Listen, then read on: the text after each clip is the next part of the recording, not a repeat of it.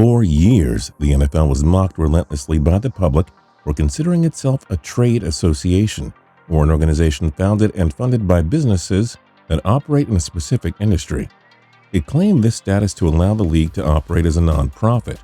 Traditionally, trade associations exist to serve in public relations activities like advertising, lobbying, politics, and publishing. For example, the National Cattlemen's Beef Association primarily focuses on promoting a positive public image of beef in terms of either the manufacturing process or the product. Similarly, the Motion Picture Association of America runs advertisements to advocate against movie piracy and help support the industry. The NFL did face immense amounts of criticisms for it because they used that classification to position itself as an unincorporated nonprofit 501c6 association.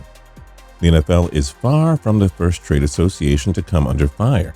In fact, there's a long-standing history of corruption and anti-competitive activity amongst trade associations. Now that sounds like the NFL. This provided the NFL a mind-boggling exemption from federal tax income, as it is estimated the NFL earned around $15 billion during the 2018 season. The NFL gave up the tax-exempt status in 2015 following public criticism. In a letter to the club owners, Commissioner Roger Goodell labeled it as a distraction, saying the effects of the tax-exempt status of the league office have been mischaracterized repeatedly in recent years. Leave it to Roger Goodell to casually glaze over the fact that a $15 billion organization wasn't paying any taxes. Interestingly and somewhat contradictorily, one of the NFL franchises is actually a publicly held nonprofit corporation. The Packers are the only publicly owned franchise in the NFL. Rather than being the property of an individual or corporate entity, they are owned as of 2016 by 360,760 stockholders.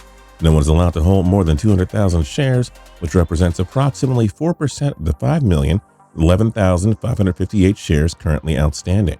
This organizational structure is actually credited for being the primary reason that the team has been able to stay in Green Bay for almost 100 years.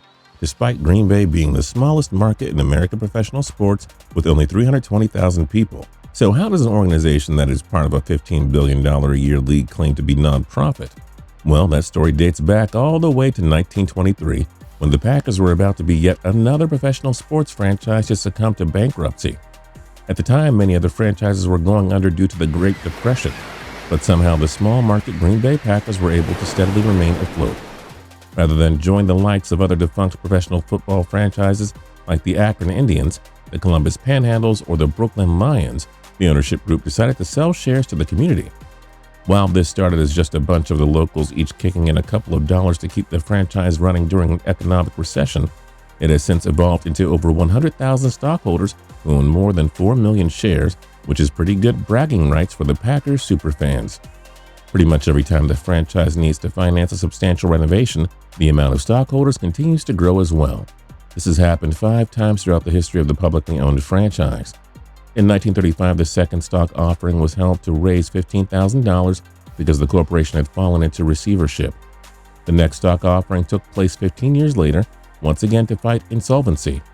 The team was struggling to compete with the All-America Football Conference and was in disarray after the departure of the team founder Curly Lambeau, who had run the team for 30 years. This sale raised over $115,000, which was over 10 times the 1935 stock offering. This proved that the franchise had local backing, and it ensured that the franchise was not moving to any other market.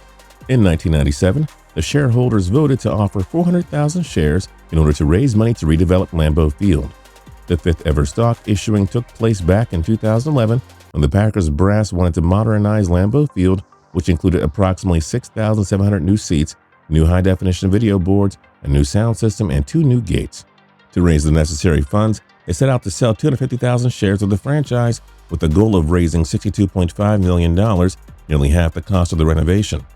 Now, you might be wondering if modern-day fans would want to invest their hard-earned money into a business that pays no dividends and offers few perks, other than attending rookie practices and the right to purchase "I own a piece of the Pack" t-shirts. Yeah, not even the t-shirts are free. But the Packers had no problem selling these ceremonious certificates. In fact, in the first 11 minutes, the fans purchased $400,000 worth of shares. Demand actually ended up exceeding expectations, and the board decided to issue an additional 30,000 raising over $3 million more than their original goal of $64 million. There are a few caveats to being a part owner of the Packers. No individual is allowed to own more than 200,000 shares in order to prevent any single person from gaining control over the club. Shares cannot be resold unless they are sold back to the team for a fraction of the original price, of course. And while new shares can be given as gifts, transfers are technically allowed only between immediate family members once ownership has been established. Additionally, shareholders receive no dividend checks and no free tickets to the legendary Lambeau Field. Basically, all they get is the aforementioned bragging rights and a small piece of paper that says they are part owners of the Green Bay Packers. One cool perk is they are involved in the organizational elections, primarily the board of directors and a 7-member executive committee that votes on the operational decisions for the team. The elected president and CEO, currently Mark H. Murphy, represents the corporation at NFL owners' meetings and other league functions. Murphy, who is the franchise's representative at the NFL owners' meetings, is actually the only officer in the whole organization who receives compensation. As far as the football decisions, well, unsurprisingly, the stockholders have no say in that. It is just that in the traditional NFL franchise model, the general manager has an impatient billionaire owner second-guessing every single one of their decisions, ready to axe them if it goes awry. Think about some of the other NFL owners and the relationship that they develop with their franchise QBs. Jerry Jones was insistent that the Cowboys were still Tony Romo's team all the way, up until the last possible minute.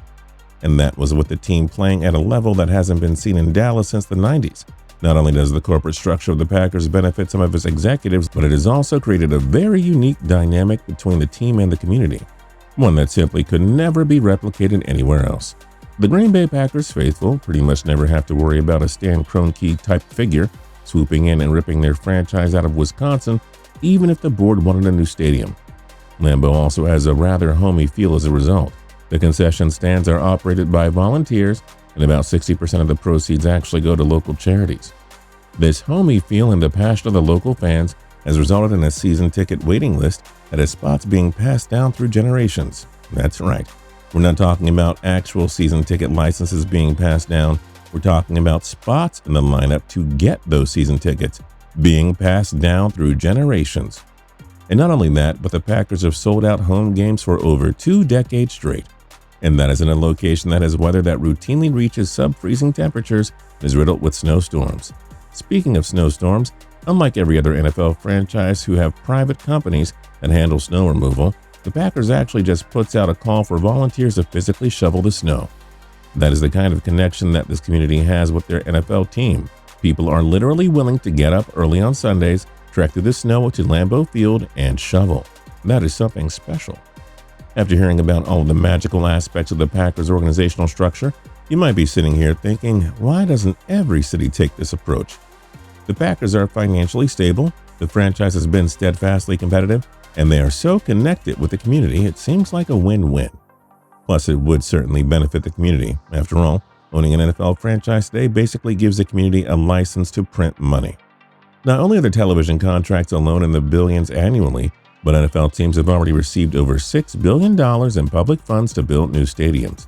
So the public is already carrying a pretty significant chunk of the financial burden for their beloved franchises.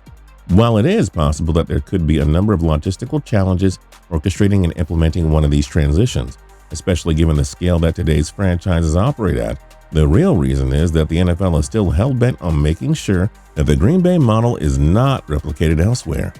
This is because the NFL has reached a sweet spot where they are able to crowdsource its debts via local taxes and privatize the profits of its franchises, which is something that they just won't give up.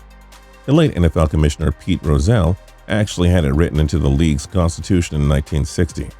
Article 5, Section 4, otherwise known as the Green Bay Rule, states that charitable organizations and/or corporations not organized for profit and not now a member of the league may not hold membership in the National Football League, which in layman's terms means that no other team can implement the Packers' nonprofit structure. Obviously, the Packers were granted an exemption to this rule, as they have been a publicly owned corporation long before this rule was in place. One interesting result of this as a publicly held nonprofit, the Packers are actually the only American professional sports franchise that is required to release its financial balance sheet each year. The policy was further revised in 1980 When the NFL's owners started adding more specific stipulations, now franchises can only have a maximum of 32 owners, and one individual needs to hold at least a 30% stake. What's particularly unfortunate about this is that it allows billionaire owners to gut local communities by threatening to and ultimately uprooting their home teams, like we recently saw with the Chargers, Rams, and Raiders franchises. But at the end of the day, the NFL is a business, so I wouldn't expect to see this change anytime soon.